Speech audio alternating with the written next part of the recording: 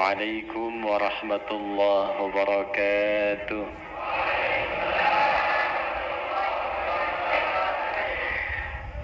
نحمد الله الذي ألف بين قلوبنا فأصبحنا بنعمته إخوانا، والصلاة والسلام على رسول الله الحبيب المصطفى سيدنا محمد الذي باقتداء سنته الشريفة أصبحنا للمتقين إماما، فصلوات الله عليه وسلامه التام وعلى آله وصحبه وذريته وأمته إلى يوم الميعاد الذي هو أمام وبعد. فيا أحباب الله وأحباب رسوله صلى الله عليه وسلم، أوصي نفسي وإياكم بتقوى الله فقد فاز المتقون، فلا تموتن إلا وأنتم مسلمون. فقال تعالى: يا أيها الذين آمنوا اتقوا الله حق تقاته ولا تموتن إلا وأنتم مسلمون. Jamaah sekalian yang saya cintai, yang saya muliakan, mari kita masuk pada inti pembahasan kita. Bismillahirrahmanirrahim. Siapa itu Nabi Muhammad? Apa yang beliau bawa? Dan bagaimana yang dibawa oleh Rasulullah itu bisa menjadi satu pedoman yang mencerahkan, melapangkan hati, meluaskan pikiran, dan memajukan keadaan hidup kita di setiap tempat yang dipijak. Tidak cukup kita kenali dengan ayat yang dibacakan Qari 1 di Ali Imran 144 saat kita memulai kajian tadi. Kalau kita ikutkan pada ayat itu betul. Tapi kita hanya akan dapatkan sensasinya memahami Nabi sebagai seorang Nabi dan Rasul cukup. Wa ma Muhammadun illa Rasul qad khalat min qablihi rusul. Ya, dan kalau dibaca terjemahnya jadi kurang terasa nikmatnya tuh. Karena terjemahan. Dan Muhammad itu ya bukanlah siapa-siapa melainkan hanya seorang Rasul saja. Jelas ya? Padahal ayat itu sedang berbicara tentang keagungan Rasulullah yang sangat tinggi, tapi jangan sampai ketinggian itu menjadikan pengkultusan sehingga mengangkat terlampau tinggi, dikhawatirkan seperti Nabi Isa pernah mengalami itu. Tapi itu pun tidak mengurangi dan tidak mengesampingkan keistimewaan dan keagungan beliau. Jadi jangan sampai kita kemudian mengatakan itu kan hanya Rasul saja, tapi lupa dengan keistimewaan dan kemuliaannya. Nah, ini yang penting harus seimbang. Ya, jadi bukan berarti ketika kita kemudian mengatakan beliau Rasul, lupa dengan status beliau sebagai Sayyidul Anbiya'i wal Mursalin. Sehingga para ulama salaf sampai dengan khalaf yang sekarang itu masih melekatkan dalam salawat beliau itu kepada Nabi Muhammad SAW dengan kata Sayyidina Muhammad SAW. Ya, Syekh bin Baz itu, ya, mufti Saudi, alirannya Hambali, dan luar biasa ilmunya, walaupun Allah muliakan pandangannya, dijaga supaya tidak melihat maksiat dalam hidupnya. Orang mengatakan buta. Ya, itu dalam salawat beliau kepada Nabi Muhammad SAW sebelum wafatnya itu terekam, antum bisa cek bahkan di YouTube. Itu sampai mengatakan Allahumma salli ala Sayyidina Muhammad, bukan cuma Sayyidina, sampai imamina, sampai habibina, untuk menunjukkan ketinggian derajat Nabi Muhammad sallallahu alaihi wasallam. Ya. Nah, apa yang menarik dan istimewa bagi Rasulullah sallallahu alaihi wasallam yang kita akan serap nilainya, value-nya, tuntunannya saat ini, sehingga janji Allah yang disampaikan dalam Al-Quran kita bisa rasakan, bukan hanya kita baca, tapi kita rasakan dalam kehidupan kita. Nah, ini pengantar muqaddimahnya. Sekarang kita masuki inti bahasannya. 1. Jelas, Bu? belum bagus. Kalau jelas saya tutup, kita udahan. 1. Quran surah ke-3 Ali Imran ayat 81. Nah, jadi sebelum ke ayat 144, buka dulu dengan Ali Imran ayat 81. A'udzu billahi minasy syaithanir rajim. Bismillahirrahmanirrahim. وإذ أخذ الله ميثاق النبيين لما آتيتكم من كتاب وحكمة ثم جاءكم رسول مصدق لما معكم لتؤمنن به ولتنصرنه قال أأقررتم على ذلكم إصري قالوا أقررنا قال فاشهدوا وأنا معكم من الشاهدين. Paham? Tidak? Yuk kita terjemahkan. Wa idh, dan ingatlah, pelajarilah, pahamilah. Jadi kalau ada kata idh di Quran, itu bukan hanya perintah mengingat. Karena sering diartikan idh itu ingatlah. Mengingat itu kan ada proses, Pak. Mengingat itu mengumpulkan informasi. Kalau informasinya belum tahu, kan dipelajari. Pelajari dulu sampai kita kenal, baru kita ingat. Mengingat itu menghadirkan memori untuk ditampilkan. Dengan penampilan itu, hadir memorinya, lalu kita bersikap dengan itu. Nah, semua yang dilekatkan pada Rasulullah untuk diingat, juga punya makna pelajari. Pahami. Setelah paham, mengerti, hadirkan itu dalam hidup kita, praktekkan dalam kehidupan. Jadi mencintai Nabi itu bukan hanya ingat namanya, tapi hadirkan semua yang terkait dengan Nabi dalam hidup kita, praktekkan. Itu oleh Quran bahasanya cuma singkat, diungkapkan dengan idh. Wa idh akhadallahu mitsaqan nabiyyin, dan ingat, pelajari, pahami. Saat Allah mengambil komitmen dengan semua nabi yang akan bertugas di bumi. Jadi di Quran itu ada nabi tunggal bentuknya, ya ayyuhan nabi. Kalau sudah nabi satu orang. Jelas? Ada jama'. Nah, jama' ini dibagi dua. Ada jama' yang sifatnya banyak tapi terbatas, terhitung. Nah, namanya biasanya disebutkan dengan anbiya. Anbiya. Ada surah ke-21 dalam Al-Quran disebut surah apa? Al-Anbiya. Kenapa disebut Al-Anbiya? Karena di dalamnya ditampilkan kisah-kisah perjalanan beberapa nabi, tapi nggak semua nabi. Kita bisa dapati di situ kisah-kisah misalnya Nabi Ayub, Nabi Yunus, Nabi Zakaria, ya, Nabi Musa dan sebagainya. Tapi nggak semua nabi. Kalau kita ingin rubah bentuk jama ke semua nabi yang pernah bertugas di bumi. Dari Nabi Adam alaihissalam, status Nabi Adam itu nabi. Ya, karena dipilih oleh Allah menggunakan kata istofa. Yang dipilih berubah menjadi mustafa. Itu ada di Ali Imran ayat ke-33. Innallaha astafa Adam wa Nuha wa ala Ibrahim wa ala Imran alal alamin. Jadi dari Nabi Adam, ya kalau kita urut sampai ke Nabi Muhammad sallallahu alaihi wasallam, ya perjalanan semua nabi yang pernah bertugas di bumi, jumlahnya sangat banyak, itu bisa ratusan ribu, ya, itu disebut katanya satu, an-nabiyyin. Apa namanya? An-nabiyyin. Jadi ada nabi, ada anbiya, ada an-nabiyyin. Nanti ada orang-orang yang saat ke surga, insya Allah itu ada yang saking mulia amalnya ditempatkan oleh Allah di komplek yang sekomplek dengan semua nabi yang pernah bertugas di bumi. Ya, nggak cukup dengan amin, Bu. Itu kita harus baca ayatnya dan diamalkan, ya. Itu ada di Quran surah keempat An-Nisa ayat 69. Dan itulah doa kita setiap kali sholat.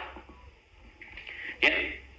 Ibu kalau baca Fatihah itu sehari, Ibu baca 10 kali atau 15 kali?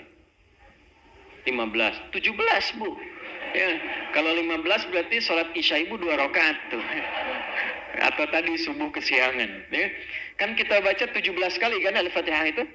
Coba lihat di ujungnya. Setelah kita mengatakan ihdinas siratal mustaqim, ujungnya siratal ladzina an'amta 'alaihim.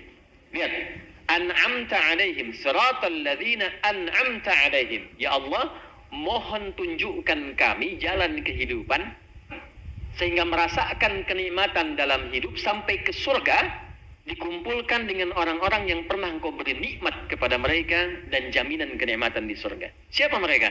Quran surah keempat ayat 69. Wa may yuti'illaha war rasul fa ulaika ma'al ladzina an'ama Allahu 'alaihim. Jadi kita minta siratal ladzina an'amta 'alaihim. Allah jawab fa ulaika ma'al ladzina an'ama Allahu 'alaihim.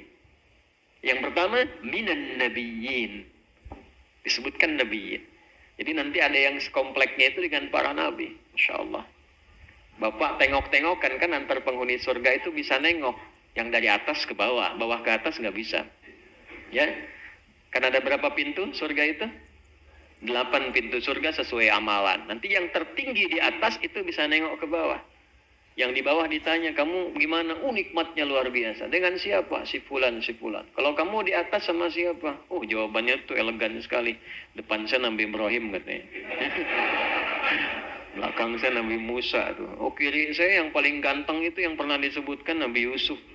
Tapi ternyata kanan saya yang lebih ganteng daripada Nabi Yusuf alaihissalam. Cahayanya aja udah melebihi kegantengan Nabi Yusuf. 40 kali dibanding Nabi Yusuf. Nabi Muhammad sallallahu alaihi wasallam. Nabiyin. Nah, yang mau saya ambil kata nabiyinnya. Semua nabi yang pernah bertugas di bumi itu sebelum tugasnya diambil komitmen dulu oleh Allah. Tidak dikerjakan komitmen ini, gugur status kenabiannya. Apa komitmen pertamanya? Wa idh akhadallahu mitsaqan nabiyyin. Dan pahami, pelajari, lantas ingat ketika Allah mengambil perjanjian komitmen dari setiap nabi. Lama ataitukum min kitabin wa hikmatin. Ketika mereka disertakan untuk bertugas, diberikan kitab, pedoman. Jadi semua nabi yang bertugas di bumi itu bawa pedoman. Nama pedomannya Hudan. Adam turun tuh bawa Hudan. Al-Baqarah ayat 38. Qul nahbitu minha jami'a fa imma ya'tiyannakum minni hudan. Adam turun sudah bawa pedoman. Semua nabi bawa Hudan, cuma nama Hudan setiap era generasinya dibedakan oleh Allah untuk menunjukkan perbedaan di setiap generasi itu. Contoh, Nabi Musa apa nama kitabnya? Taurat. Taurat itu nama untuk generasinya Nabi Musa untuk membedakan dengan nabi sebelumnya dan nabi setelahnya. Tapi Taurat itu disebut oleh Quran sebagai Hudan. Quran surah ke-17 ayat kedua. Wa ataina Musal kitaba. Dan dengan keagunganku aku berikan kepada Musa pedoman kehidupan untuk disampaikan pada umatnya di masa itu. Ya, wa ja'alnahu hudan li bani Israil. Hudan. Maka pedoman itu kami jadikan sebagai hudan, petunjuk berkehidupan untuk umatnya Musa lokal pada saat itu saja, Bani Israel. Karena sifatnya lokal dan tidak melintasi zaman, maka berlakunya di masa itu saja. Sehingga sekarang Anda nggak akan bisa temukan mana versi aslinya, karena nggak terjaga. Nabi Isa apa nama kitabnya? Injil, fihi hudan. Cek di Al-Maidah. Ya, dari 44 sampai 46 itu, fihi hudan. Di dalamnya ada hudan. Taurat disebut hudan, Injil disebut hudan. Sama. Nabi Muhammad apa? Al-Quran. Cek Al-Baqarah ayat 185. Syahrul Ramadan alladzi unzila fihil Quran. Hudan. Nah, semua ketika diberikan kitab dan hikmah, ilmu untuk menerangkan kitab itu. Nabi Muhammad diberikan sunnah. Ada Al-Quran, ada sunnah. Nama lainnya hadis. Itu semua nabi ketika diberikan ini pedomannya, ini kemampuan menerangkannya. Tapi sebelum tugas itu dimulai, komitmen yang pertama, perhatikan kalimatnya. Usaddiqal lima ma'akum la tu'minunna bihi wa la tansurunnah. Nanti saat kalian bertugas, jika tugas kalian membersamai nabi penutup yang menyempurnakan semua ajaran para nabi, yang tugasnya membawa pedoman sempurna untuk umat sampai akhir kehidupan. Jika tugas kalian membersamai nabi itu, maka harus ada komitmen kalian langsung beriman kepadanya, ikut jadi umatnya dan mendukung dakwahnya. Qala aqrartum wa akhadtum ala dzalikum isri. Apakah kalian mau komitmen dan bersyahadat untuk itu di hadapanku dengan kuat? Qalu aqrarna. Semua nabi mengatakan siap ya Allah. Qala fashhadu wa ana ma'akum minasyahidin. Maka saksikan kalian semua mengambil persaksian dengan saya dengan ketentuan yang sangat ketat. Semua nabi tidak pernah mendapatkan tugas untuk komitmen menjadi nabi dan rasul sebelum mereka berkomitmen kepada Allah. Kalau era mereka bersamaan dengan nabi terakhir yang diutus sempurna membawa pedomannya sampai akhir kehidupan, maka gugur status kenabiannya. Itulah keistimewaan Nabi Muhammad sallallahu alaihi wasallam yang sebelum dilahirkan semua nabi rasul mengambil komitmen untuk mengenalnya. Karena itu sebelum lahirnya namanya sudah viral di semua generasi nabi dan rasul. Mudah bagi Allah untuk mengetahui. Allah itu kan maha tahu, nggak mungkin Adam sezaman dengan Nabi Muhammad, Nabi Ibrahim sezaman dengan Nabi Muhammad. Allah tahu, tapi kenapa harus diambil komitmen untuk menunjukkan keistimewaan di lisan para nabi itu tentang Nabi Muhammad SAW. Karena itu ketika Nabi Ibrahim bertugas, saya cepat. Nabi Ibrahim bertugas untuk meninggikan kembali bangunan Ka'bah yang atasnya hancur di periode dakwah Nabi Nuh alaihissalam saat ada banjir. Ya, jadi dari Nabi Ibrahim ke Nabi Nuh itu kurang lebih 5-7 generasi.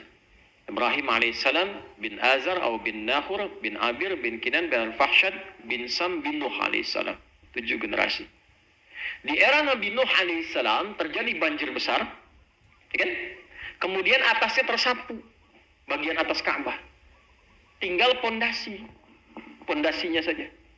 Nah, dalam bahasa Arab itu, pondasi kalau satu nih, ada pilar ke bawah satu, itu disebut qaidah namanya. Kalau banyak, ya ini 4 nih, 1, 2, 3, 4 tiang dalam. Ada ke atas ya kan?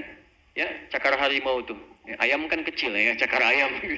Ya, bawah misalnya ya. Kalau 4 ini jamak, maka dijamakkan qaidah jadi qawaid namanya. Jelas? Kalau jadi tempat ada atap dan sebagainya, lengkap jadi bait namanya. Batunya hajar, ruangannya hujrah, sekatnya hijar, kalau lengkap semua jadi bait namanya. Karena itu ini disebut Baitullah, lengkap. Ka'bah itu lengkap asalnya. Ya, jadi Adam turun, Ka'bah sudah ada. Ali Imran ya, di ayat ke-96 sampai 97, inna awwala baitin wudi'a lin-nasi alladzi bi Bakkah mubarakah. Rumah pertama yang Allah bangunkan, Allah perintahkan malaikat bangunkan satu tempat untuk pusat ibadah kiblatnya, yaitu Ka'bah. Jadi bukan manusia yang bangun, dibangunkan untuk jadi sentral ibadah. Adam turun, Ka'bah sudah ada. Ya.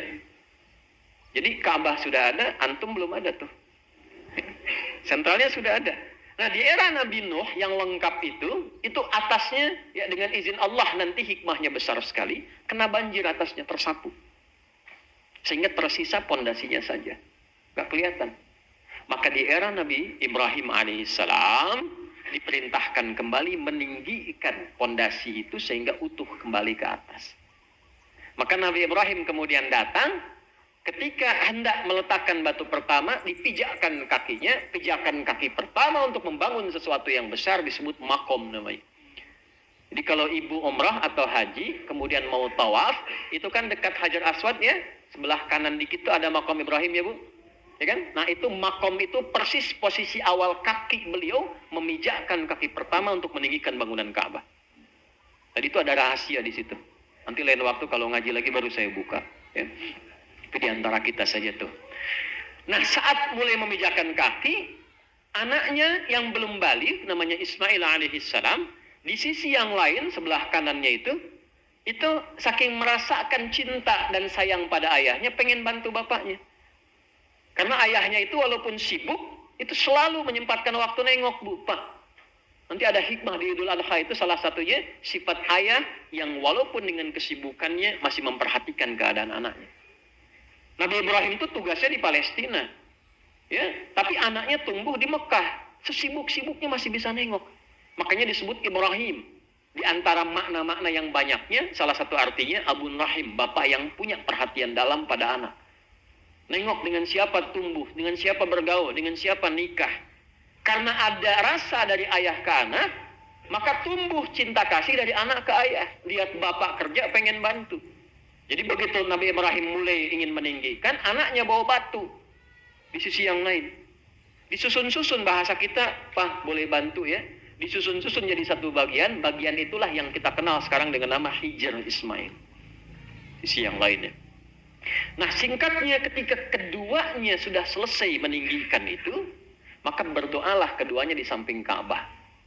Dengan 3 permintaan diabadikan di Quran surah kedua Al-Baqarah ayat 127 permintaan pertama, 128 permintaan kedua, 129 permintaan ketiga, dan 3-tiganya dijawab oleh Allah Subhanahu wa taala. Ini pesan kepada kita, kalau doa yang dilakukan pasca amal soleh itu potensi dijawabnya 2 kali lipat lebih cepat dibandingkan dengan berdoa tanpa amal soleh. Jadi kalau sudah beramal, doa. Habis sholat, doa. Habis baca Al-Quran, doa. Jangan cuma sekedar dengan sadaqallah, alhamdulillah, nggak apa-apa. Tapi sayang, hilang peluang, doa. Ya. Karena malaikat tuh masih mengikuti. Orang yang beramal soleh, malaikat tuh ada tugas-tugas untuk mendampingi. Dan kalau dia berdoa, diaminkan. Kayak sekarang, ini kan amal soleh. Hadisnya sahih di Ibnu Majah. Dari Abu Darda radhiyallahu ta'ala anhu. Man salaka tariqan yaltamisu fihi ilma sahalallahu lahu tariqan ilal jannah. Wa innal malaikata la tadau ajnihataha ridan li talibil ilmi. Wa inna talibal ilmi yastaghfiru lahu man fis samawati wa man fil ardi hatta al-hitan allati fil bihar. Jika ada siapapun melangkahkan kakinya dengan niat tulus untuk belajar, walaupun satu ayat, satu hadis, setiap derap langkahnya dari tempat dia menetap sampai ke tempat belajar, itu diperintahkan oleh Allah kepada malaikat, catat setiap langkahnya dan balas itu untuk meringankan langkahnya saat hisab ke surganya. Ya, belum selesai hadisnya, jangan amin dulu. Ya. Kemudian yang kedua apa? Allah perintahkan pada malaikat, bentangkan sayapmu, berikan ridho kepadanya. Nah, bentangan sayap malaikat ini punya 3 arti. Di antara 3 ini, mana yang pertama mengaminkan doa orang yang bermohon saat belajar. Jadi ketika Anda berangkat, isi dengan istighfar. Ya, kan pernah dengar kisah viral kan? Seorang pembunuh 99 sampai dengan 100, itu kan Allah terima taubatnya saat berangkat ke majelis ilmu. Dan belum nyampe. Di tengah jalan meninggal. Belum nyampe ke majelis ilmu, Pak, Bu. Di tengah jalan meninggal. Itu nanti yang menginspirasi ke depannya, ya, kisah ini yang diteruskan nanti ke era Nabi dengan turunnya Quran surah keempat An-Nisa di ayat yang ke-100 itu. Paling kiri sebelah bawah di mushaf tuh. Wa may yuhajir fi sabilillah yajid fil ardi muraghaman katsira wa sa'ah. Wa may yakhruj min baitihi muhajiran ila Allah wa rasulih thumma yudrikul maut faqad waqa'a ajruhu 'ala Allah. Siapa yang ingin merubah hidupnya jadi lebih baik, lantas dia ingin mendekati Allah dan Rasulnya, datang ke majelis ilmu. Kalau dia datang dan masih hidup betul-betul niatnya merubah, Allah akan limpahkan ketenangan dalam hidupnya. Jadi ibu kalau mau ngaji ke sini, yang Allah berikan bukan kupon dulu, Bu. Panitia kalau kupon tuh. Ya. Yang Allah kasih ketenangan, tenang dulu. Jadi habis ngaji itu kita tenang. Karena tahu siapa kita, tahu tentang hidup kita, tahu persiapan pulang, tenang. Nah, dengan ketenangan itu dibimbing oleh Allah sesuai profesinya untuk sukses, baru dilimpahkan dunia. Jadi jangan berharap kalau ngaji itu dapat dunia dulu. Dunia itu kecil. Kenal Allah dulu. Kenal Allah dulu. Kalau ada orang berangkat dengan niat itu, belum sampai ke majelis ilmu, wafat di tengah jalan, Allah perintahkan malaikat catat pahalanya yang menggugurkan dosa-dosanya. Kalau istighfar di jalannya. Kalau cuma foto-foto, bikin status, nggak dapet itu. Ya. Nah, balik ke ayat tadi ya, kita kembalikan. Nah, karena itu, kembalikan ke Hijr tadi, ya, kembalikan ke Hijr tadi, 3 doa semua dikabulkan. Setelah beramal soleh, isi dengan doa. Isi dengan doa. Maka di antara doa paling viralnya yang ayat 129, itu mewujudkan komitmennya. Rabbana wab'ats fihim rasulam minhum yatlu alaihim ayatika wa yu'allimuhumul kitab wal hikmah wa yuzakkihim innaka antal azizul hakim. Allahu akbar. Nabi Ibrahim, Nabi Ismail berdoa keduanya di samping Ka'bah setelah tuntas mengerjakan perintah dari Allah, wujud lagi Ka'bah. Ya Allah, kami mohon kepadamu untuk membuktikan komitmen kami atas apa yang kau tetapkan sebelum diangkat jadi Nabi dan Rasul. Kami mohon nanti Nabi yang terbaik, yang terhebat, penutup semua Nabi dan Rasul, mohon ya Allah jadikan tempat kelahirannya di dekat rumahmu yang mulia ini. Wab'ats fihim rasulah.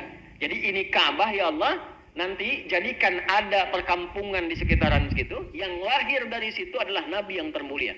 Jangan lahirkan nabi ini kecuali dekat tempatmu yang termulia.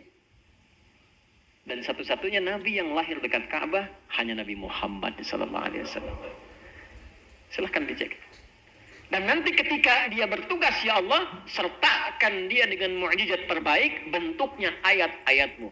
Terbukti, dijawab oleh Allah.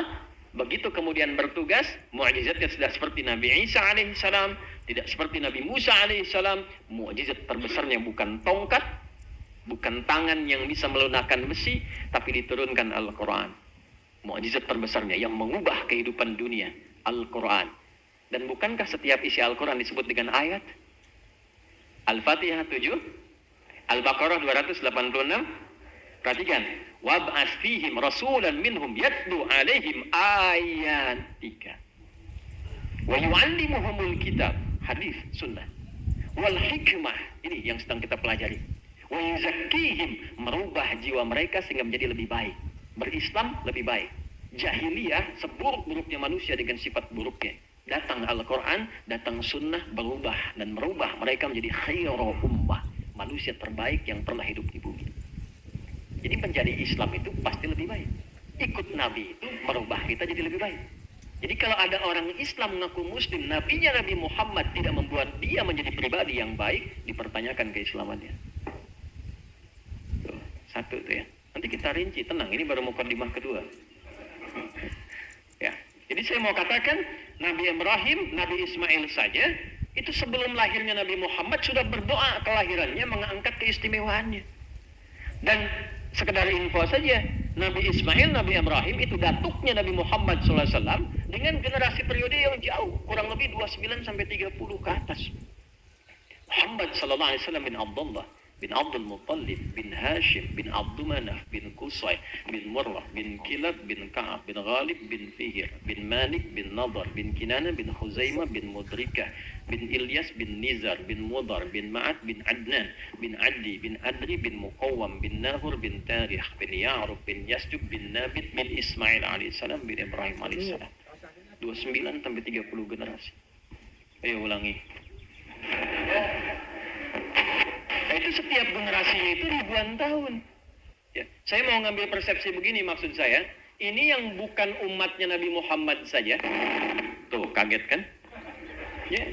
Walaupun statusnya Nabi dan Rasul, masih mengharap kemuliaan Nabi Muhammad. Dan itu berlangsung terus sampai periode Nabi Isa alaihissalam, Yesus. Nabi Isa itu 600 tahun sebelum kelahiran Nabi Muhammad SAW.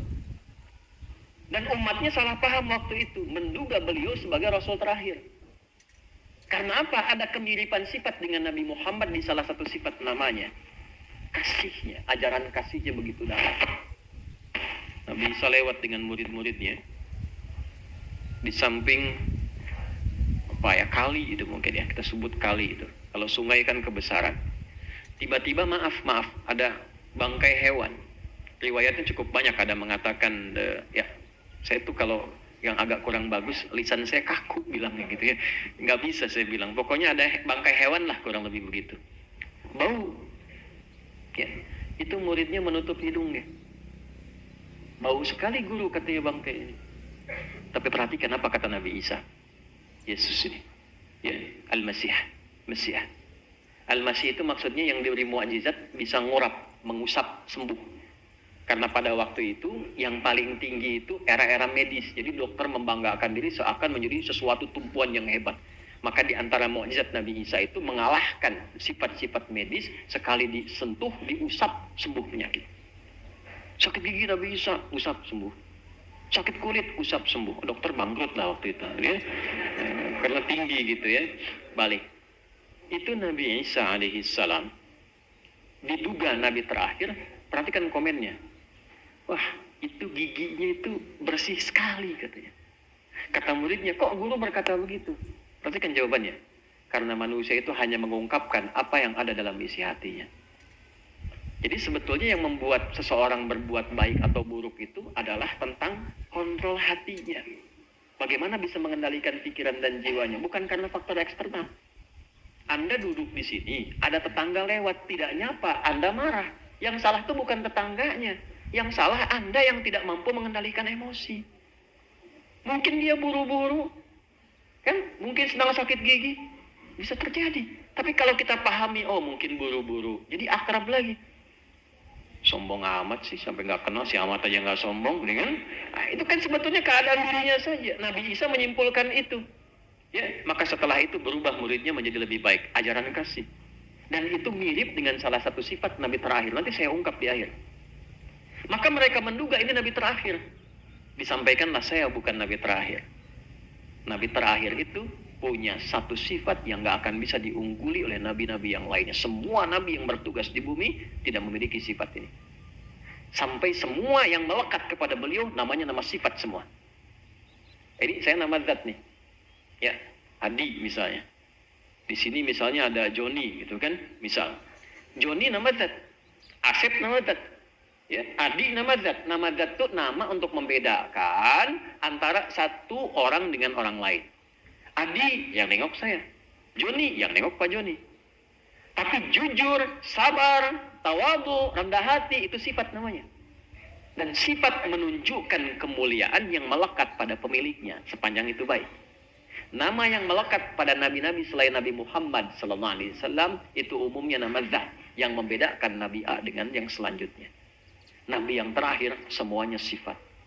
Muhammad, Ahmad, Ana Al-Mahi, Ana Al-Kafi, semua sifat untuk menunjukkan kesan bahwa Nabi yang terakhir itu saking sempurna kemuliaannya, semua yang melekat kepadanya bisa diteladani dalam kehidupan. Nah, sifat kasih itu melekat pada nama Muhammad sallallahu alaihi wasallam. Asalnya dari kata Mahmud. Jadi Mahmud itu sifat mulia, sikap moral dan kasih yang pancarannya bisa dirasakan dalam konteks hubungan sosial. Hablum minal makhlukat, minan nas, minal hayawanat, minan nabatat. Jadi saya kurang sepakat dengan kalimat hablum minan nas. Itu baru sedikit, baru satu di antara tiga. Karena kita berinteraksi bukan hanya dengan manusia, dengan hewan, dengan tumbuhan. Pun demikian. Nah itu nama orang kalau disebutkan baik dengan sesama di satu sifat. Misal, si fulan itu jujur. Tapi kurang sabaran. Jujur memang. Wah, tapi kalau urusan kupon pengen cepat gitu kan misalnya. Memang jujur gitu. Maaf, kupon lagi nih ya. Jangan lupa panitia tuh. Catat. Ya. Dan ingat kuponnya ditukar tuh. Bukan jangan pulang bawa kupon. Pulang bawa. Nah itu dia ya. Ulangi lagi. Kenapa jadi ke kupon? Jujur tapi kurang sabaran. Nah itu Mahmud. Tapi kalau dia mengakumulasi semua sifat-sifat kebaikan, dia jujur, dia sabar, dia tawadu, dia tidak cepat marah, dia memaafkan. Itu diakumulasikan semuanya dari Mahmud menjadi bentuk superlatif siwah mubalaghah menjadi Muhammad. Kenapa Nabi mulia ini disebut dengan sifat Muhammad sallallahu alaihi wasallam dan 4 kali disebutkan dalam Al-Quran? Quran surah ketiga ayat 144 tadi dibacakan, Quran surah 33 ayat 40, Quran surah 47 dengan namanya ayat kedua, dan Quran surah 48 ayat yang ke-29. 4 kali disebutkan dalam Al-Quran. Ya, 4 kali.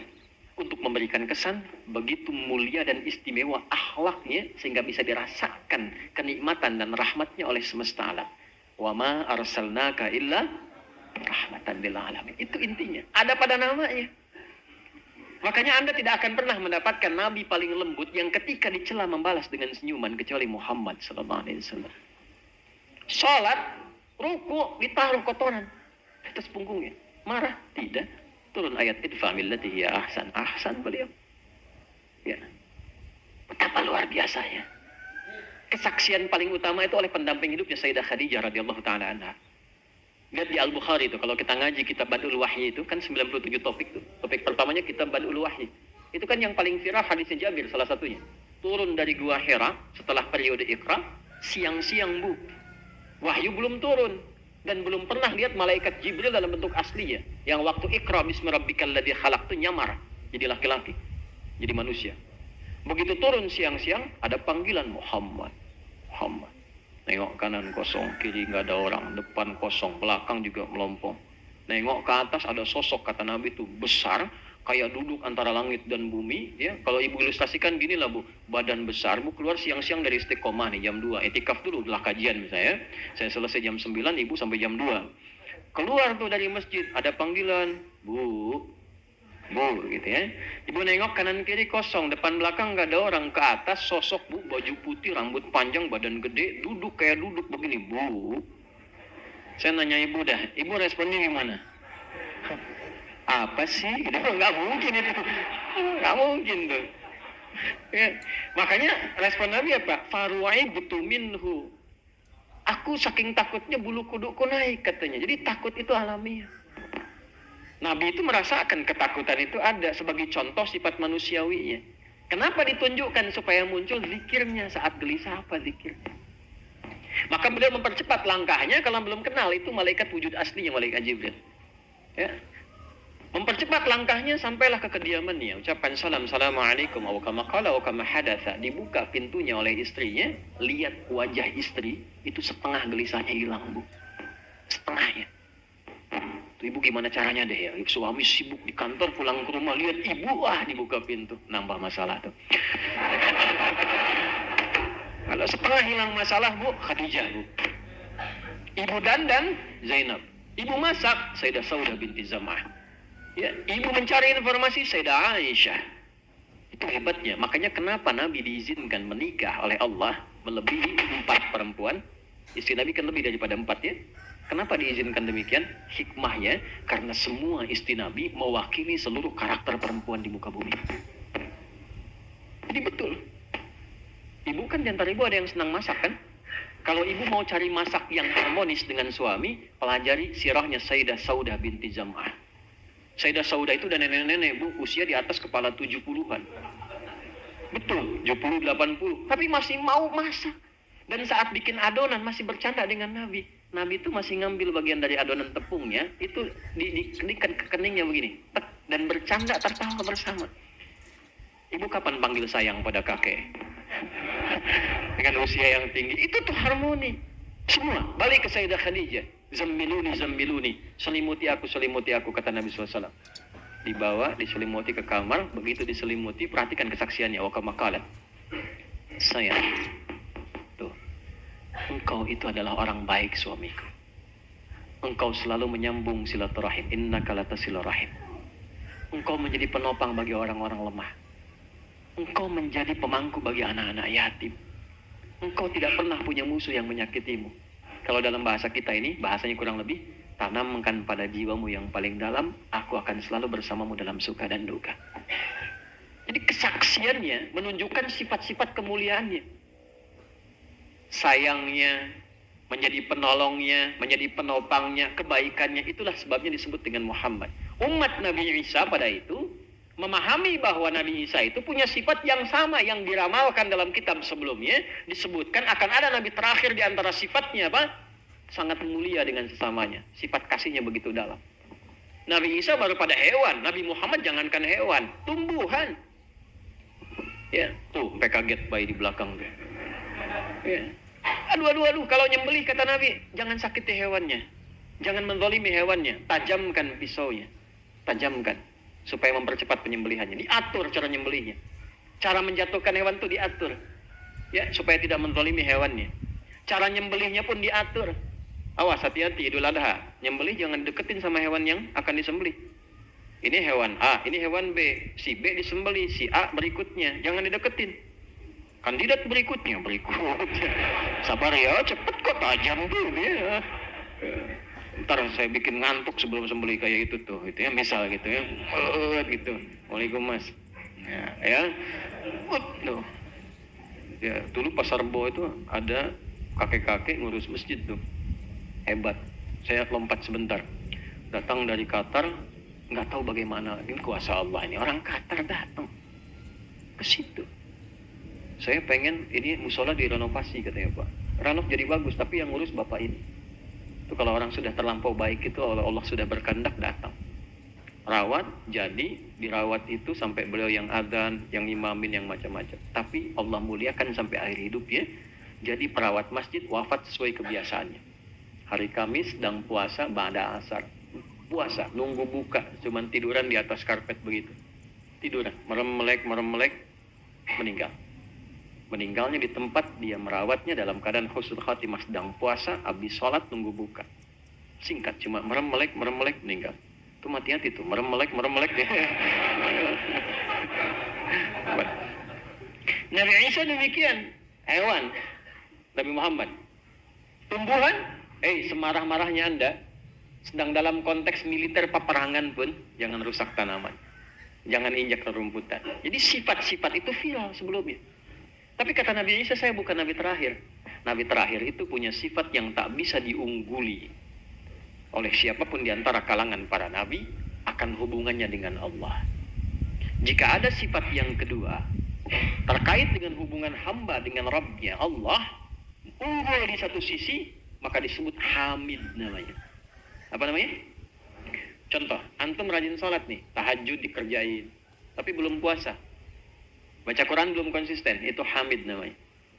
Tapi kalau Anda, tahajudnya luar biasa, baca Qurannya, kemudian juga puasanya luar biasa, maka disuperlatifkan, diakumulasi nama kebaikan itu, dirubah jadi bentuk superlatif sirah mubalaghah, menjadi Ahmad. Dari Hamid jadi apa? Maka Nabi Isa mempopulerkan nama yang kedua sehingga sempurna namanya antara sifat terkait dengan pengabdiannya kepada Allah dan juga kontribusinya kepada makhluk. Maka yang kedua tadi Muhammad, yang satu namanya apa? Ahmad. Diabadikan di Quran surah ke-61 As-Saff di ayat yang ke-6. Wa idh qala Isa ibn Maryam ya bani Israil inni rasulullah ilaikum musaddiqan lima baina yadayya minat Taurah wa mubasysyiran bi rasuli ya'ti min ba'di ismuhu. Ism di situ dzikruhu ayat sifatuhu, karena nama yang melekat pada Nabi Muhammad itu semua nama sifat. Di mana pembuktiannya? Buka di Al-Bukhari, nomor hadis 2010 sampai 2012. Allahu Akbar. Ya, beberapa sahabat ingin mengonfirmasi pada Sayyidah Aisyah, kaifa kanat salatu Rasulullah sallallahu alaihi wasallam? Bagaimana salat malamnya Rasulullah sallallahu alaihi wasallam? Sayyidah Aisyah cuma bilang begini, la tas'al an husnihinna wa tulihinna.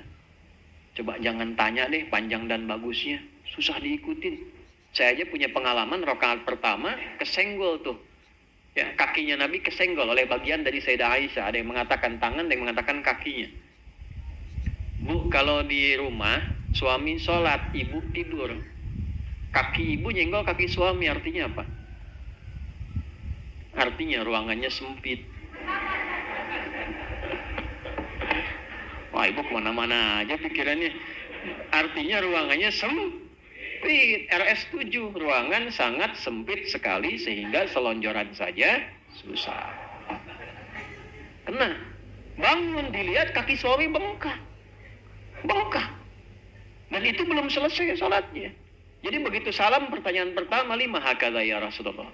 Suamiku ya Rasulullah, kenapa mesti begini salat sampai dengan kaki bengkak? Alam takun madmuna, alam takun ma'sumah, engkau kan dijamin masuk surga. Satu-satunya Nabi yang sebelum wafat satu surah turun menjamin surganya. Inna a'tainakal, turun satu surah cuma Nabi Muhammad. Maksumah, dijaga dari salah. Kenapa masih ibadah begini? Nabi santai aja bilangnya.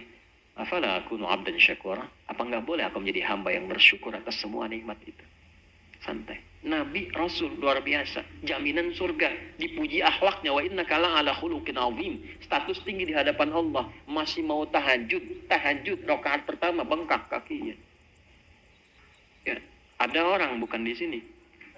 Surga belum jelas, belum tentu dekat dengan Allah. Ayat Quran tuh turun tidak memujinya, nggak ada jaminan surga untuknya, walaupun harapannya surga Firdaus, ya kan?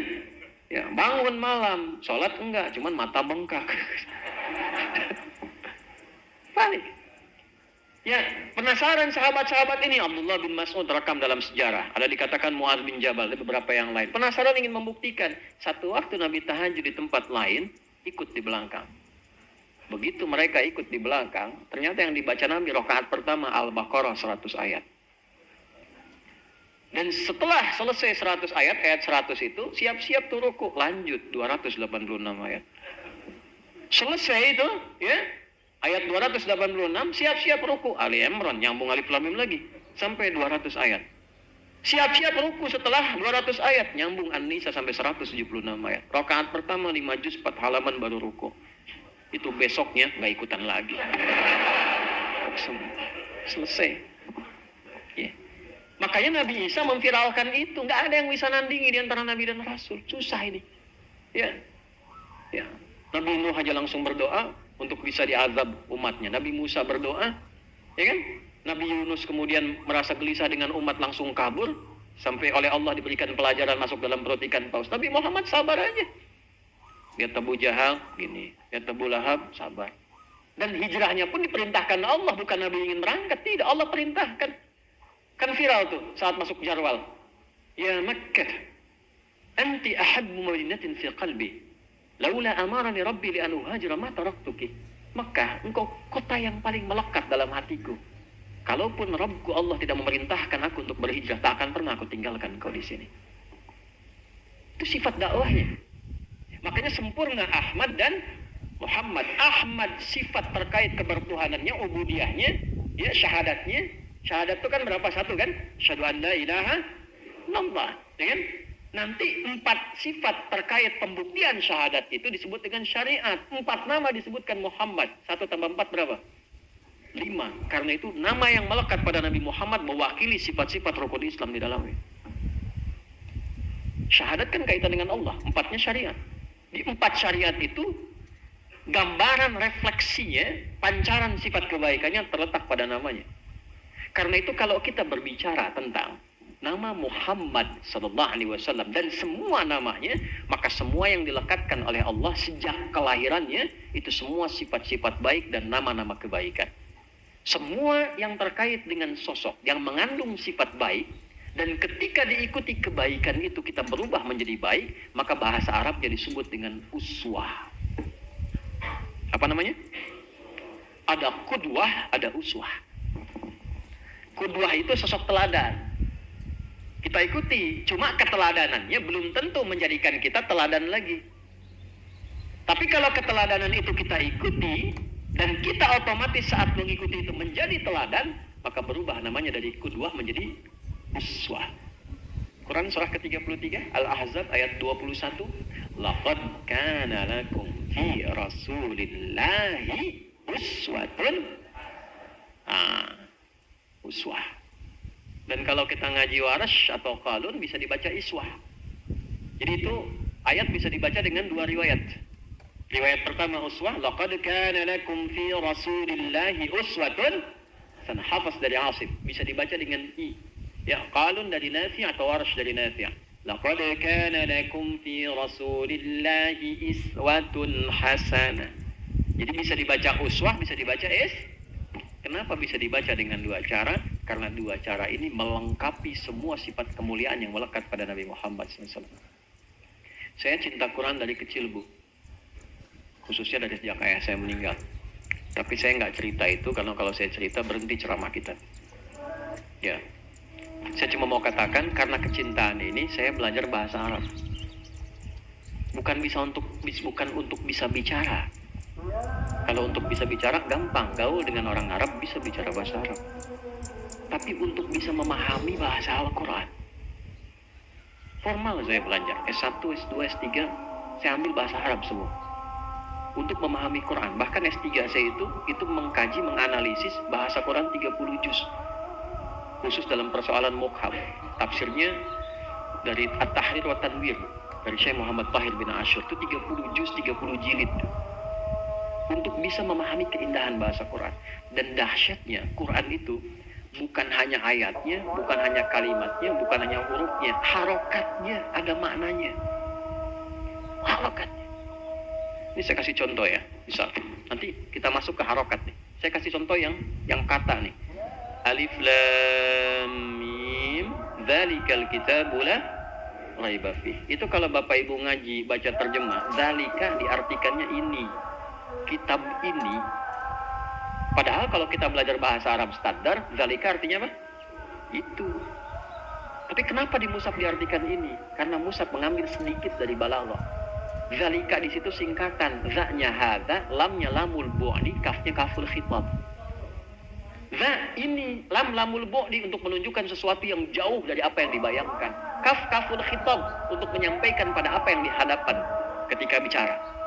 Siapa yang ada di depan? Kaf, anta. Ya? Dulu waktu Quran turun, orang-orang menuduh Nabi, ini cuma karya kamu saja Muhammad, ini produk syair. Ya, ini puisi kamu.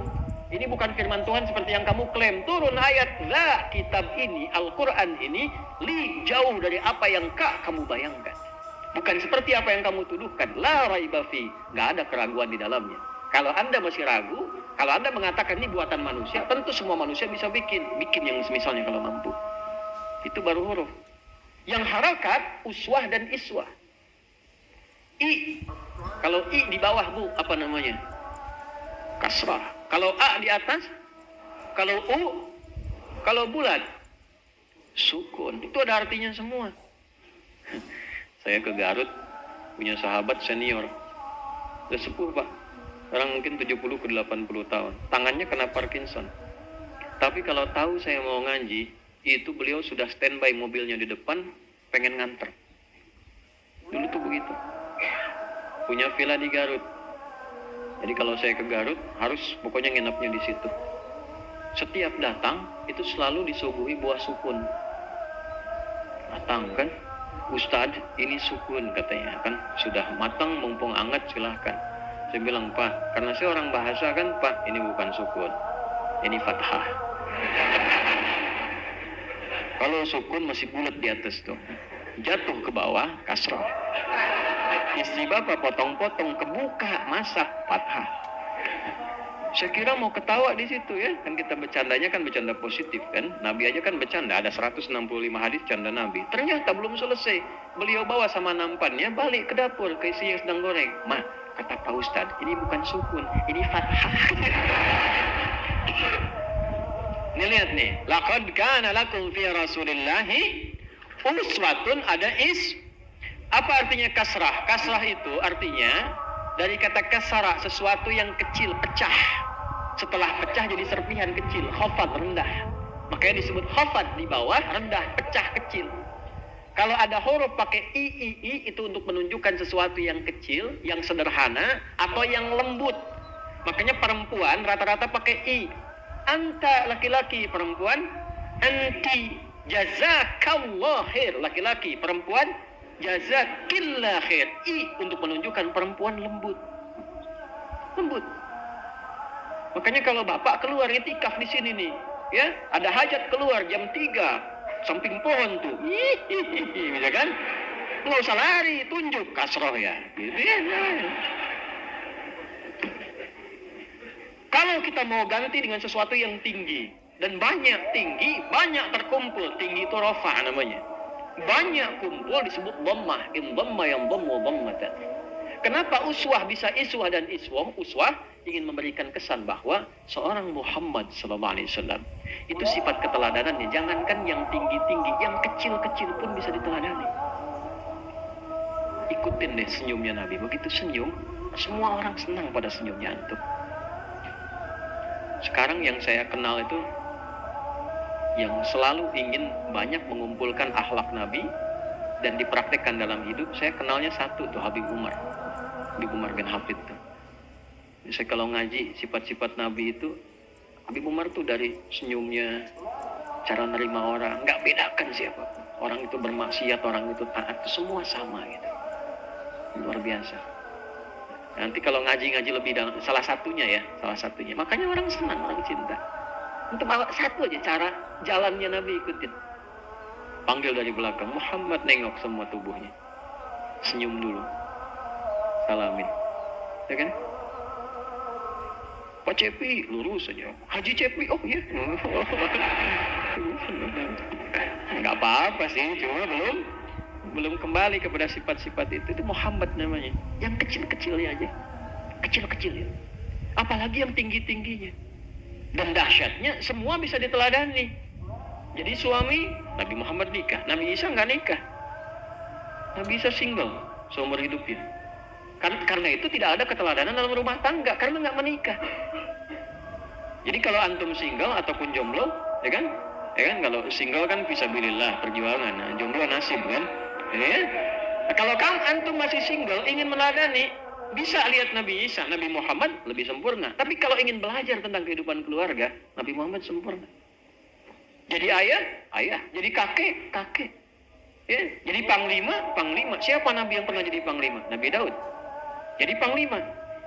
Tapi kan viralnya cuma satu kali. Nabi Muhammad berapa kali ikut aksi militer? Berapa kali mimpin pasukan? Dari nggak ada jadi ada. Nabi Daud tuh nggak pernah mimpin pasukan-pasukan disiapkan. Tidak. Yang nyiapkannya Talut namanya. Nah, jadi Al-Baqarah. Daud cuma diikutkan. Yang nyiapkan Talut. Nabi Muhammad tuh dari nggak ada jadi ada. Kalau teman-teman tadi saya lihat ada Babinsa tentara, Kamtibmas polisi itu kan jadi tentara, nggak mungkin jadi tentara kecuali ada Sabta Marga. Sabta Marga itu 7, tentara itu nomor 4 jadi tentara, nomor 3-nya apa? Kami Ksatria Indonesia yang bertakwa pada Tuhan Yang Maha Esa, menegakkan kebenaran, kejujuran dan keadilan. Kalau belum sampai situ belum jadi tentara. 1, kami warga negara Indonesia yang bersendikan Pancasila. 2, patriot. 3, Ksatria. Baru 4, kami tentara. Ya, takwanya di situ. Jadi polisi Tribrata 3. Tribrata pertamanya kami polisi Indonesia yang bertakwa pada Tuhan Yang Maha Esa. Takwa. Nah, spirit takwa itu salah satunya keteladanan pada nilai kebaikan yang bersifat nilai spiritual. Pancarannya Muhammad SAW. Jadi Anda mau cari dalam bab apapun akan ditemukan. Dan yang paling dahsyat, sebelum jauh-jauh lihat dulu namanya. Ketika Anda melekatkan kepada nama itu menjadi bagian dari pengikut, maka otomatis ikuti makna namanya. Saya nggak akan bahas jauh-jauh dulu. 2 nama saja hari ini, Ahmad dan Muhammad. Jadi kalau sekarang kita mengatakan saya pengikutnya Nabi Muhammad SAW, pembuktiannya mana? Apalagi kalau disusun namanya menjadi nama sebuah organisasi, ormas. Misal, Muhammad nabinya. Muhammadi yang ikut Nabi Muhammad. Kalau sifat-sifat yang melekat pada nama Muhammad itu dijadikan untuk diikuti, jadi platform, tambahkan tak di ujungnya. Muhammadiyah. Jadi ketika teman-teman di Muhammadiyah ini, kita harus ingat, dilekatkan. Ini jeniusnya kayak Ahmad Dahlan. Kenapa beliau tidak melekatkan namanya Ahmadiyah? Bukan karena khawatir akan ada masalah gitu kan di kemudian hari. Bukan itu poinnya. Karena Ahmad itu sifat-sifat spiritual. Pembuktiannya ibadah ritual. Sholat, Ahmad. Baca Quran, Ahmad. Tapi hasil dari sholat itu ukurannya apa? Kesolehan sosial. Ya, kita itu baru benar disebut sholat, bukan hanya benar secara fikih. Takbir sampai salam sempurna. Itu menggugurkan kewajiban, dapat pahala. Tapi berkah nggak sholatnya, benar nggak sholatnya, bukan cuma hukum fikih. Fikih sosialnya dipakai, turun ayat di situ. Quran surah 29, ayat 45. Utlu ma uhya ilaika minal kitab wa aqimis shalah innas salata tanha 'anil fahsya. Nah, tanha 'anil fahsya wal munkar itu bukan saat sholatnya, pasca sholatnya.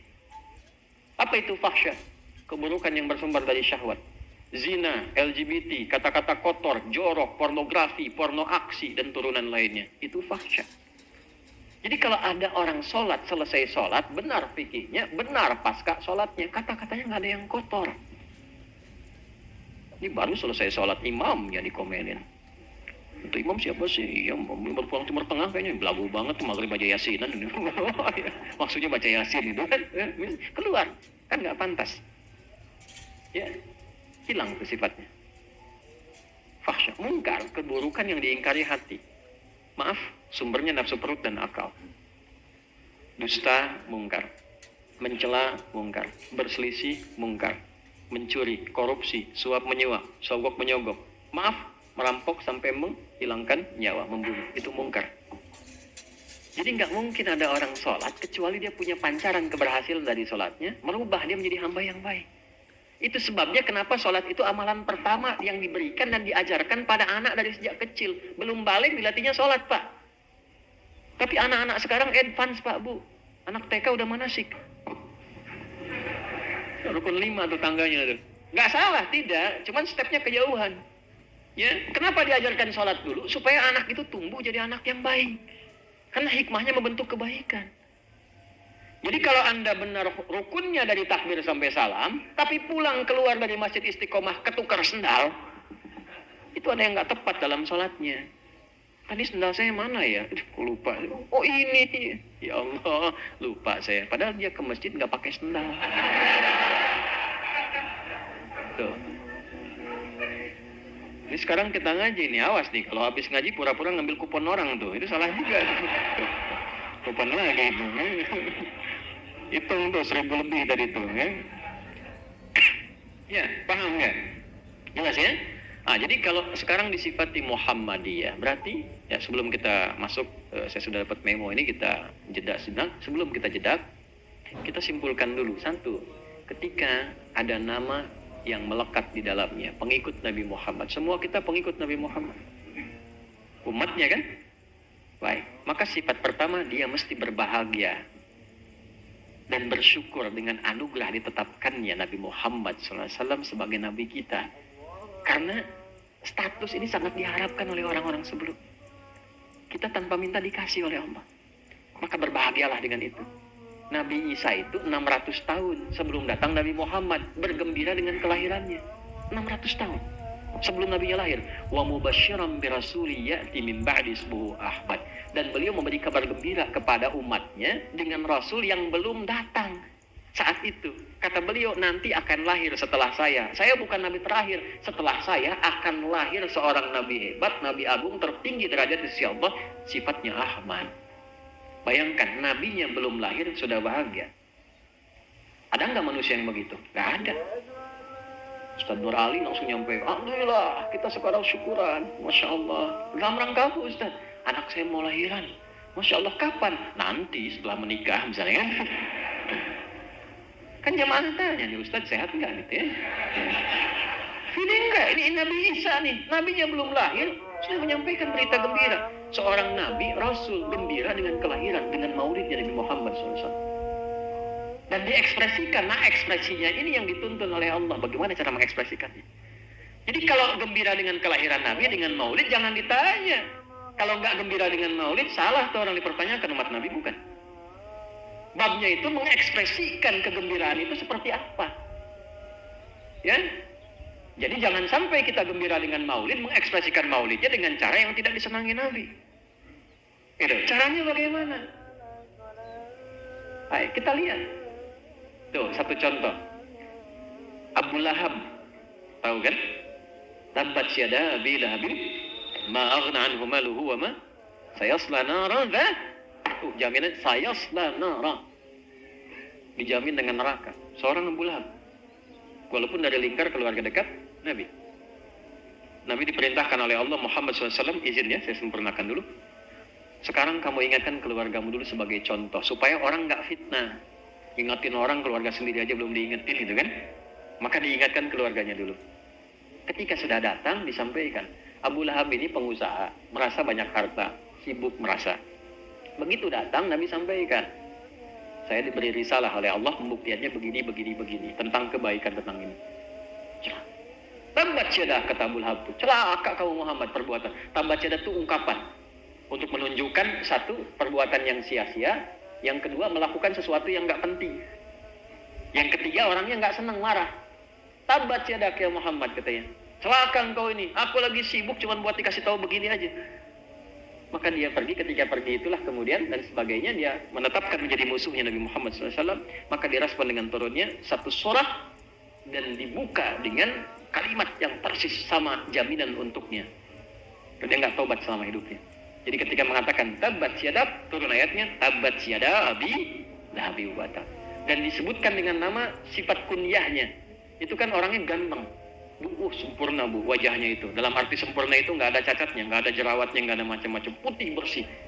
Maka kesempurnaan itu ternyata tidak sebanding dengan sempurna moralnya. Maka Allah pun kirimkan ke neraka yang sempurna, apinya nggak ada cacatnya. Tapi yang mau saya katakan, ketika Abu Lahab ini meninggal, tolong buka Al-Bukhari dari 97 topik ke-65. Kitabun Nikah, subtopik nomor 20, hadis nomor 5101. Paling kiri sebelah bawah di kitabnya.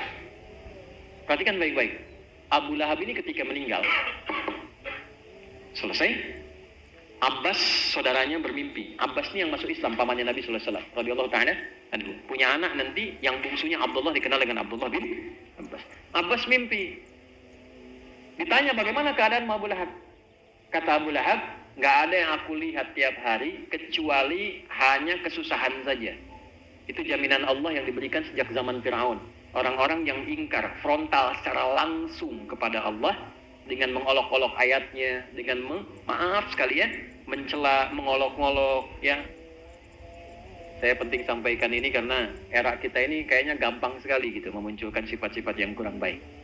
Itu kalau ada orang begitu nggak taubat, dijamin di Quran surah Ghafir di ayat ke-46 itu di alam kuburnya ditampakkan neraka pagi dan petang, terus nerakanya.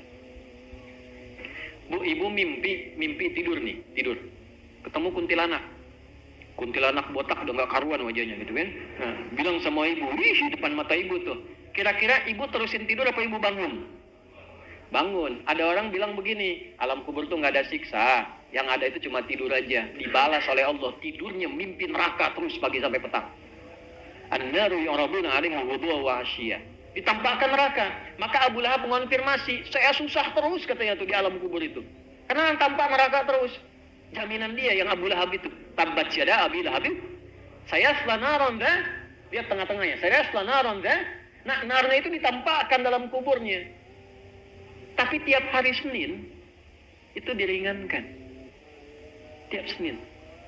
Bukan di akhirat ya, di alam kuburnya nih. Karena akhirat itu beda nanti. Ya, nggak ada berkurang untuk hukuman dari Allah. Ini alam kuburnya. Khusus Senin. Kenapa? Ini di Al-Bukhari disampaikannya. Karena ternyata beliau pernah punya seorang budak namanya Thuwaibah. Thuwaibah ini ketika dibebaskan dari perbudakannya, maka pada saat itulah ketika Nabi dilahirkan. Jadi begitu Nabi lahir, gembira dengan kelahiran Nabi, kegembiraannya diekspresikan dengan membebaskan budak yang bernama Thuwaibah, yang kelak menyusui Nabi Muhammad SAW sebelum Halimah as-Sa'diyah. Maka dengan kegembiraan ini diekspresikan dengan beramal soleh, bebaskan seorang budaknya. Itu dijawab oleh Allah dengan memberikan balasan kebaikan pada kebaikan itu sebelum akhirat. Karena kalau dia kemudian masih berbuat baik di dunia, hukum dunia diberikan. Alam kubur dapat, karena belum sampai ke akhirat. Begitu di akhirat selesai semua. Jelas? Dan ini konfirmasi di Al-Bukhari. Jadi mengekspresikan kebahagiaan bagaimana caranya? Satu, beramal soleh. Jadi kalau sekarang kita maulid Nabi, alhamdulillah, beramal soleh, lihat tetangga. Tetangga ada kesulitan, ada kelebihan, bagi makanan. Praktekkan hadis Nabinya. Siapa yang masak makanan baunya sampai ke tetangga, maka bagilah tetangga walaupun hafal banyak kuahnya aja. Jadi ibu masak opor ayam, ibu makan ayamnya, kuahnya bagi tetangga. Tetangga protes, Bu, kenapa cuma kuahnya? Hadis Nabi, ya. Baca terjemahannya. Maksud Nabi itu bagi kuah supaya nggak salah sangka. Karena ada era-era yang bumbu itu banyak, Bu. Bumbunya bumbu rendang yang dimasak singkong. Tetangga salah sangka. Kirimkan semua ke sana supaya paham. Nah, itulah maulid bagi. Niatnya apa? Mengamalkan sunnah Nabi. Mencintai gembira dengan kelahiran Nabi. Dipraktekkan sunnahnya. Itu poinnya. Jadi begitu itu ditebarkan dan indahnya Nabi nggak katakan kalau tetangga Anda Muslim saja, tidak. Biarkan yang non Muslim merasakan keindahan akhlaknya Nabi SAW. Ini tetangga di sini komplek Timah, ada yang non Muslim, bagi makanan, bagi. Masya Allah. Selamat pagi Bu, ini ada sop ayam. Oh baik sekali Bu. Ini bukan baik, Nabi Muhammad yang mengajarkan saya begini. Insya Allah. Besoknya pancingnya dikembalikan Bu. Udah bisa Assalamualaikum. Assalamualaikum Bu Haji. Udah Bu Haji tuh. Udah Ibu belum Haji. Kan? Udah bisa Assalamualaikum, mahal itu Bu. Saya mau mengembalikan panci, terima kasih. Enak sekali kemarin, cuma mau nanya, kira-kira sekarang itu Nabi Muhammad memerintahkan berbagi lagi enggak gitu ya? Udah mau kenal kan? Bagi, walaupun non Muslim, karena hadisnya umum. Jangan sampai demikian, semua dibagi yang Muslim, yang non Muslim enggak. Tahu dia tuh, kayaknya enak Bu sop ayamnya, emang enak sih, sayang ibu kafir. Oh Masya Allah. Nggak boleh tuh. Nah, kalimat itu keluar dosa. Ya, kalimat itu baik. Ibu kedengeran? Kok bisa jawab? Kedengeran? Enggak katanya, tapi bisa jawab. Sekarang kedengeran. Baik. Bismillahirrahmanirrahim. Kedengaran, Bu? Baik. Alhamdulillah. Berdiri. Masya Allah, bolehlah ya. Boleh. Baik ya. Nah, kurang lebih demikian yang bisa saya sampaikan. Karena waktunya juga sudah habis. Baik ya. Jadi yang terakhir mau saya tutup. Gembiralah dengan ya kita menjadi bagian dari umat Nabi Muhammad SAW. Ekspresikan kegembiraan itu dengan mengikuti dan mempraktekkan sunnah-sunnah Nabi Muhammad SAW. Nabi ditanya, ya Rasulullah, kenapa Anda puasa hari Senin? Kata Nabi, ini kesimpulan terakhir. Hadza yauma wulidtu, karena saya hari ini dilahirkan. Maka ini sunnah Nabi yang pertama. Satu, boleh kalau sedang kita masuk hari kelahiran, kita puasa, boleh. Tapi makna dalamnya begini, puasa itu kan satu-satunya amalan yang saat dikerjakan, amal solehnya meningkat, amal salahnya akan ditekan. Bapak Ibu nggak percaya silakan. Orang puasa itu jangankan sholat fardu, sholat sunnah dikejar. Quran kalaupun tiap hari biasa nggak baca, ketika puasa bisa hataman. Tuh. Orang minta di depan mata, nggak puasa, belum tentu diberi. Puasa dicatat tuh. Waktu Ramadan kan kemarin dicatat. Berapa fakirnya, berapa yatimnya, puasa. Tapi saat yang bersamaan, puasa itu bisa mencegah maksiat. Koruptor libur dulu puasa. Mencuri takut. Mau bohong takut, minimal takut batal puasanya. Karena melatih dia untuk jadi lebih baik. Bu, sepemarah-pemarah suami, kalau sedang puasa, nggak marah bu. Udah suami istri, suaminya tuh pemarah betul tuh. Sifat marahnya nggak ketahan. Sedang puasa, buka jam 6, setengah 6 diprovokasi sama tetangga. Tapi nggak marah, istrinya tanya, tumben bang nggak marah? Ntar habis maghrib katanya. Habis maghrib dia nggak marah juga karena takut hilang pahalanya. Maksudnya apa? Maksudnya kelahiran Nabi, Nabi puasa. Kita nggak puasa, maksudnya ambil spirit kebaikannya. Nabi lahir maulid, sosoknya maulud. Maulid datang, praktekkan keislaman kita dengan meningkatkan amal soleh dan tekan dari semua amal salah. Jadi kalau kita bergembira dengan kelahiran Nabi Muhammad, ayo sebanyak-banyaknya kerjakan amal soleh sesuai dengan pekerjaan kita masing-masing. Yang pejabat, bikin kebijakan yang baik-baik. Yang dititipin harta, berbagi sebelum hilang harta itu atau Anda meninggalkan harta itu. Ya? Yang jadi guru, berbagi dengan ilmu. Apa yang bisa kita lakukan? Lakukan amal soleh. Yang kedua, kalau Anda mengatakan umat Nabi Muhammad berbahagia dengan maulidnya Nabi, mulai hari itu tinggalkan maksiat. Latihan dari ujung kepala sampai ujung kaki.